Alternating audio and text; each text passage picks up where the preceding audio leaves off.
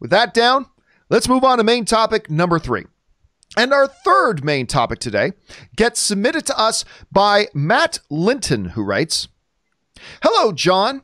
I remember seeing a trailer for the Tom Hanks World War II movie called Greyhound not too long ago, and it looked exciting and maybe even an Oscar contender. Well, you can't tell if something's an Oscar contender from a trailer, but now I heard it's getting released on Apple TV Plus.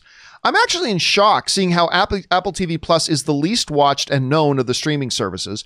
What do you make of this Oscar-contending movie? Again, there's nothing to base calling it an Oscar-contending movie yet. But what do you make of this Oscar-contending movie being thrown on streaming for free when it looked like it was all set to release in theaters?" All right, thanks a lot for sending that question in.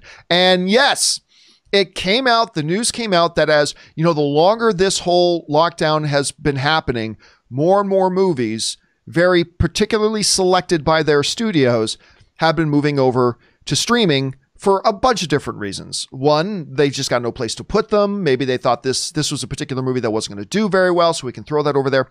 But I'm telling you what, it was with a bit of surprise that we found out that Tom Hanks's Greyhound is now one of those movies, only this one's being moved to Apple TV Plus. This report comes to us from The Verge, who writes, "Right now, however, is a good time for Apple to invest, including buying films from studios like Sony who are looking to offload titles. Again, because we talked about the release schedule that is available is getting more and more packed. A number of studios and distributors are just looking to offload a couple of titles. Studios like Sony who are looking to offload titles. Warner Brothers and Universal have released some of their movies digitally for people to rent and purchase, with Warner Brothers planning to move Scoob to HBO Max. Disney is making films like Artemis Fowl and Hamilton Disney Plus exclusives. Other studios like Paramount have sold films like The Lovebirds to Netflix.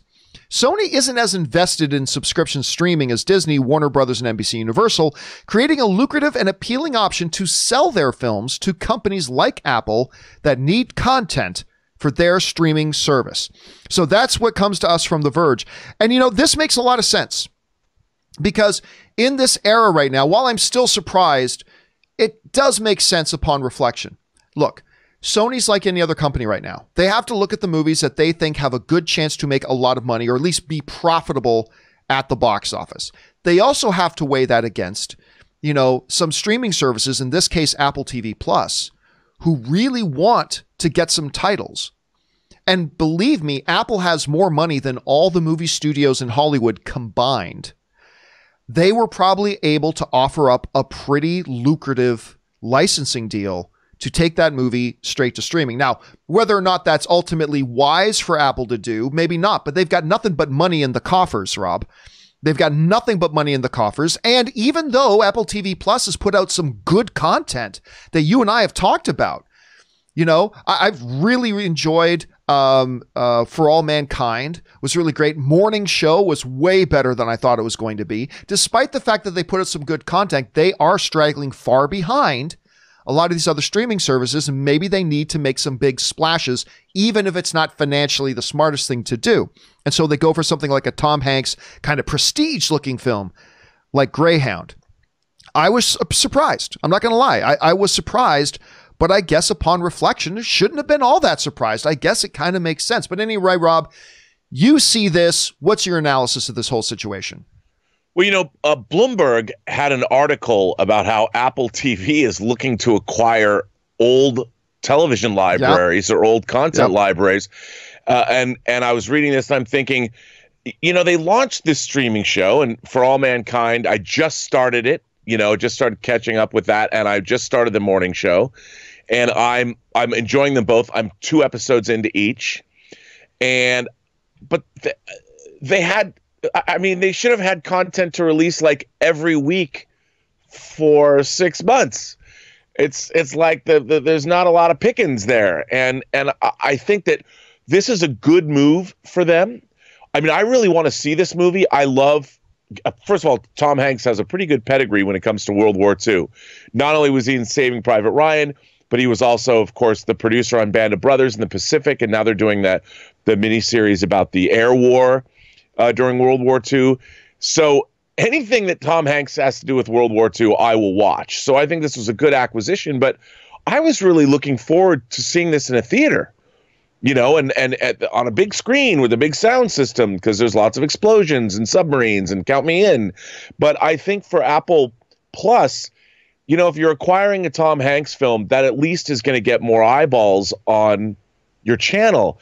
But as we've talked about so many times before, John, it's all about content. You can have the greatest streaming service in the world, but if you only got like 5 things or 10 things on it, you're not going to last very long. I mean, Netflix is dropping how much content a week? And I think it's a good move for Apple, and Apple has the money, but they've really got to step up their game. Yeah, it almost seems like they have the opposite approach and problem that a Disney Plus has. Disney Plus came out of the gate with one marquee show. One. Right. But a very large library, a very large and impressive library. Apple came out of the gate with a number of high marquee original content shows.